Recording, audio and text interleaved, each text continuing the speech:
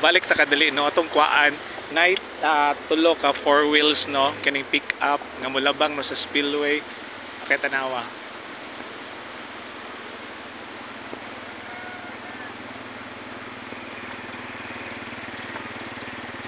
One, okay, then ang number 2, and then ang ikatulo.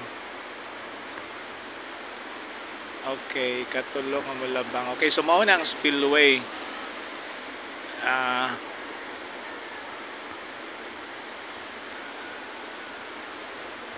Okay.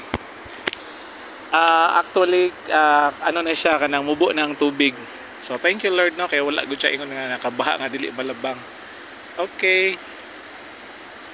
Chance lang po ni karon no kay nakaagi ta diri no because gikan ta sa may merkado no gymnasium ta sa barangay hall ta na ni Udto kaganina and timing na nakaagi ta no nga nilapaw ang tubig sumutong nakakuha ta.